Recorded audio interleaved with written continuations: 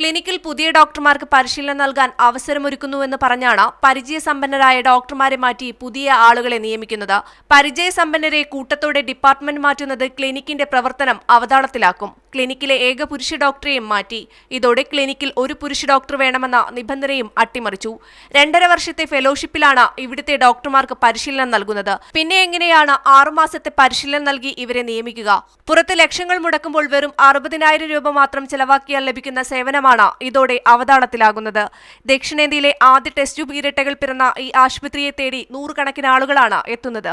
April വരെയുള്ള booking പൂർത്തിയായ സാഹചര്യത്തിൽ ദിവസവും 25 പേരെ പരിശോധനയ്ക്ക് വിധേയമാക്കേണ്ട അവസ്ഥയാണുള്ളത്.